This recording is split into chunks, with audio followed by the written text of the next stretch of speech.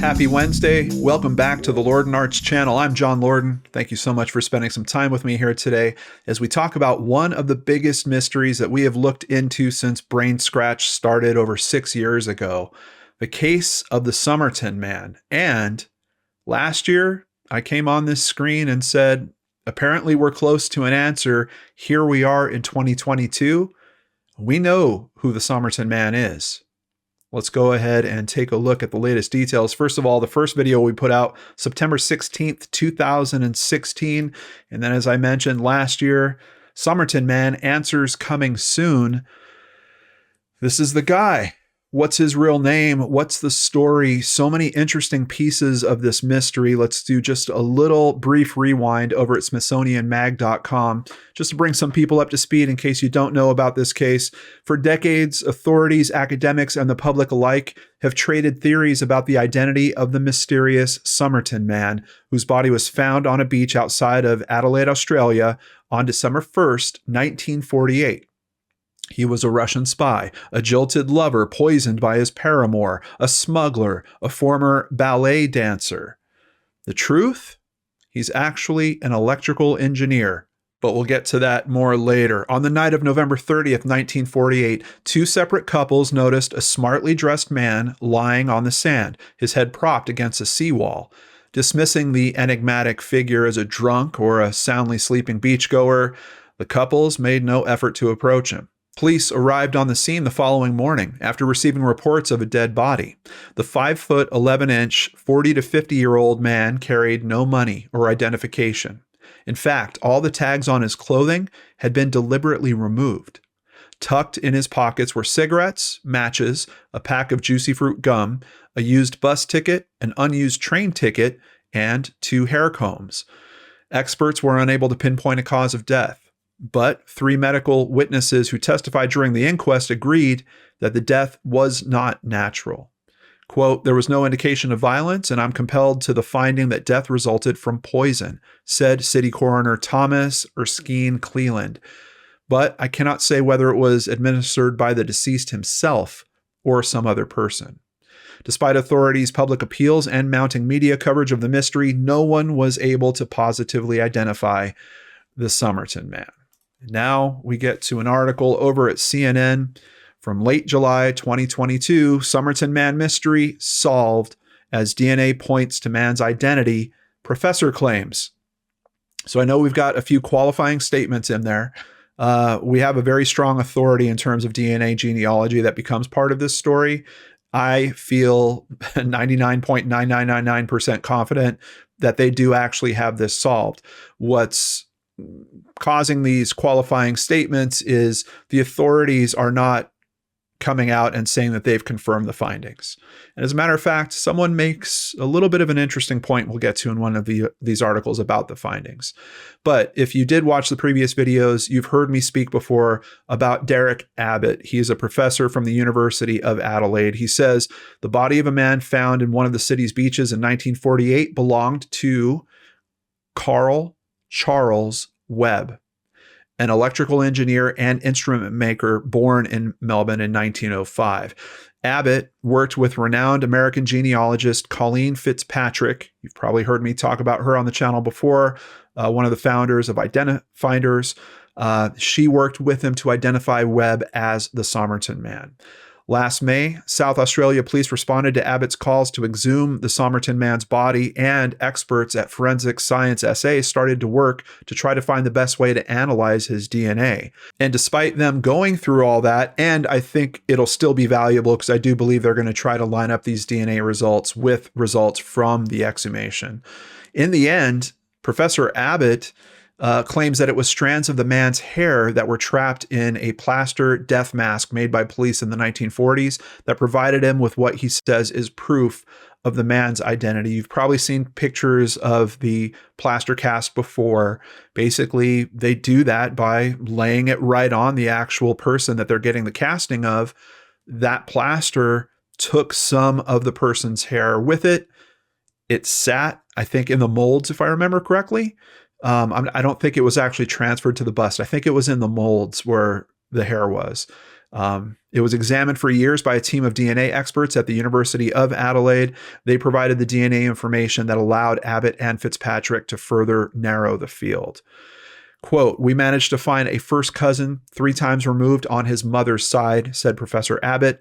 And on July 23rd, they matched DNA obtained from the hair to DNA tests taken from those distant relatives of Webb's. "It's like one of these folklore mysteries that everybody wants to solve, and we did it," said Colleen Fitzpatrick, who has investigated other cold cases, including the disappearance of Amelia Earhart in 1937 and the 1948 crash of Northwest Flight 4422. Quite honestly, Colleen has done so much other work, particularly in the true crime area as well. She's amazing at what she does, and I had no doubt once I saw she was getting involved here, we were going to find something, and here we are. "It just felt like I climbed and I was at the top of Mount Everest," said Professor Abbott the moment they made the apparent DNA match. But we've still got questions. We had a lot of theories. All those theories that I mentioned in the last article were spinning around based on some interesting things that were found. A message that looks like it was coded, a part of a poem that was ripped off and found in his clothing that they later matched back to the original book. And there was a phone number on the back of the book, and they contacted. It belongs to a nurse. The nurse doesn't recognize the person. Like, there was all these different aspects, even things like to his body structure, analysis of his legs, making it look like, oh, he was probably a dancer of some kind. There was all these different avenues of investigation, but it was really coming from just this very dense mystery. The clothing tags removed. There's all kinds of other stuff. And this article is pointing out there's still more questions about all those strange clues. We've got the final words of a Persian poem found in his fob pocket, and what appeared to be wartime code scribbled in a book that for many years prompted speculation that he was a spy. Here's a screenshot of some of the code. Just the thing that always grabbed me about this code is this line that's wiped out, but then it's practically copied here, but it's got a little variation. And are we going to be able to answer some of these questions now that we know who he is? Maybe some of these blanks are going to fill in. Who was Carl Charles Webb? According to Professor Abbott, Webb was born on November 16th, 1905 in Footscray, a suburb of Victoria's state capital, Melbourne. He was the youngest of 6 siblings. Little is known about his early life, Abbott says, but he later married Dorothy Robertson, known as Doff Webb. The last known record we have of him is in April of 1947 when he left Dorothy, said Fitzpatrick. He disappeared. And she appeared in court, saying that he had disappeared and she wanted to divorce. They had no known children. So kind of interesting, he disappears. This is about a year and a half before his body would be found. His wife goes in and asks for a divorce. The information on public record about Webb sheds some light on the mysteries that have surrounded the case. They reveal that he liked betting on horses, which may explain the code found in the book, said Abbott, who had long speculated that the letters could correspond to horses' names. I'm not the biggest subscriber to that theory. I don't know. Horse names aren't always very simple, at least in my experience. Sometimes they're made up of multiple words.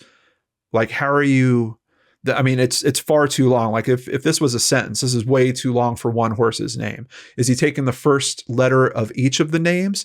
In that case, I don't think it'd be a strong enough identifier. And we have some letters being used like Q, like what's the name of that horse going to be? Even, I don't know if that's a W or an M. If it's a W, yeah, sure. You're going to have some names that fit into that. I'm not sure, but I think he actually bumps into the answer to what that code is in this next statement. And the Tamam Shud poem, basically that piece of paper that was found with the ending of the poem in his pocket, Webb liked poetry and even wrote his own, Abbott said, based on his research. And there, I think, is the answer. I think there's a chance that this is poetry. I think in the same way that they were thinking, oh, it's the name of horses, it's the first letter of each horse's name. I don't think so. I think it's the first letter of each word in a poem. And effectively, like, this is a verse, this is another one. And seeing the line out makes me think that this is possibly his poetry. Possibly this is an original work, something that he was working or developing on, writing, and said, this line doesn't work right here. He marks it out. He continues to the next line and then says, I did like that part. We're bringing it back down here.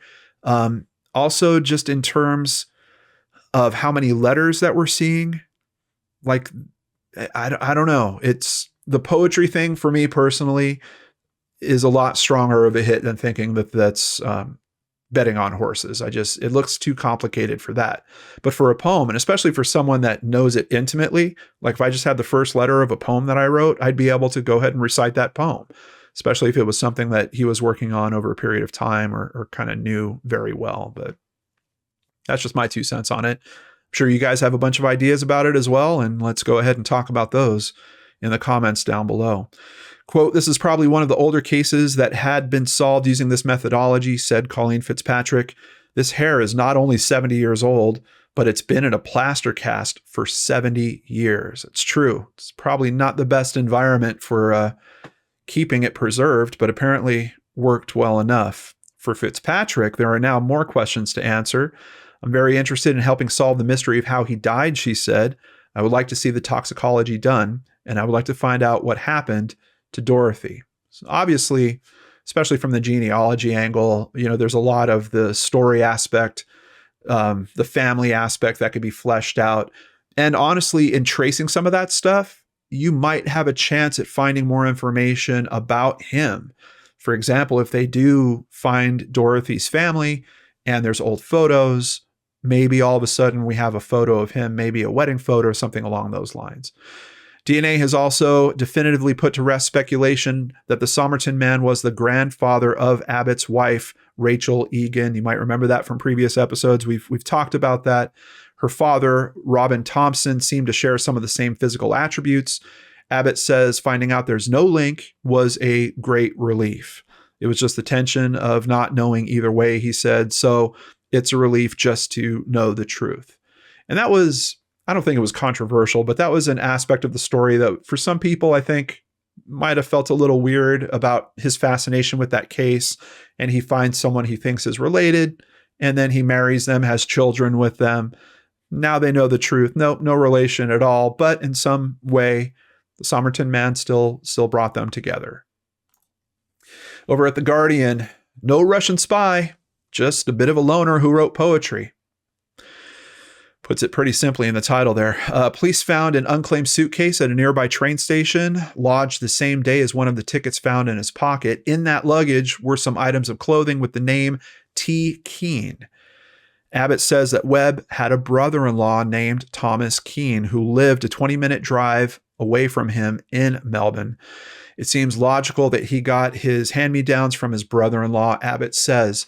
Another piece that might connect there, which I'm not seeing written anywhere yet, is if he was getting his clothing as hand-me-downs from his brother-in-law, and his brother-in-law was known to mark his clothing with his name on it regularly, that might be why the tags were removed. Maybe he was just removing those tags because everything had T. Keene written on it. We know that there was a few pieces left. I think one was a tie in particular that had the name on it. Just another theory trying to close up some of these holes in my mind that this case has left. Abbott says when he rang the police about his identification, his contact was delighted, and he explained that one of the boxes the coroner will want to see ticked is that the DNA exhumed matches the DNA in the hair. It's an interesting question because one of the things I always wondered about with the plaster cast in particular is how do you confirm that it's actually his hair? You've got other people that are working on that plaster cast. Literally, they're part of laying it in there. Are they wearing gloves? Could hair transfer from them? How many hairs are we talking about? I think based on the number that I've seen, I think they gave something like 50 strands to the college or to the university for their testing. If it's that many strands, I think there's a pretty good shot, once again, probably in the 90% range somewhere, that it is actually hair that came directly from the victim. If it was only a few strands, I think that question would be a bit bigger. about the possibility that it was some type of cross-contamination, or maybe just the person that was working on the plaster cast in some way. A very interesting aspect that has just come out about this in the past week over here at abc.net.au, Carl Charles Webb's prisoner of war brother bears resemblance to Somerton Man. And even though these photos are pretty small, I'm going to try to zoom in on him a little bit, but you can see just from the basics of his facial features, and in particular, the profile really gets me because I've seen the profile from the autopsy photos so many times. Pretty strong resemblance. Certainly a strong resemblance here, just kind of, looking at it side by side. As researchers try to piece together Carl Webb's life, it's been revealed that his older brother, who bore a striking resemblance to the Somerton Man, died a prisoner of war. Roy Webb enlisted in the Australian Army in July of 1940. When he joined the Army, he was 35 years old, living in Carnegie with his wife, Ruby, and working as a car driver. His record states he disembarked in Singapore in August of 1941 and was reported missing in February of 1942 before being confirmed as a prisoner of war in September of 1943. And here's kind of that profile shot that I was talking about as well.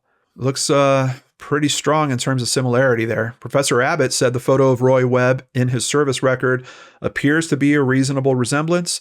The general shape of the face is the same. The hairline's the same. Roy Webb's eye color is listed as hazel. Guess what?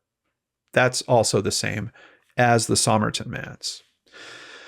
So I think this is pretty much closed. A couple of boxes left to tick, as I guess the investigator friend said. Certainly getting a DNA confirmation from the exhumation, making sure that that DNA matches the hair samples that they're working with. I would imagine that the exhumation was last year already. I'm very surprised that we haven't already seen some type of, we confirmed that those two samples match coming from law enforcement, but we haven't yet. That's kind of bridge number one. I think bridge number two is doing more work on the family angles, trying to find some of those old photographs and see if they could pull together a known photograph of Webb. I think that's really going to be the thing that puts this mystery to rest for everybody. I think for most of it already is. For most of us, it already is.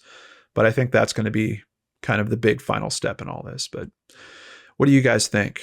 Let's talk about it in the comment box down below. Not every day that we talk about, this is a decades old mystery, one that just really completely captivated and grabbed the attention of the internet in general. Having a conclusion like this, kind of a big day. And I was looking forward to sharing it with you guys for several weeks now.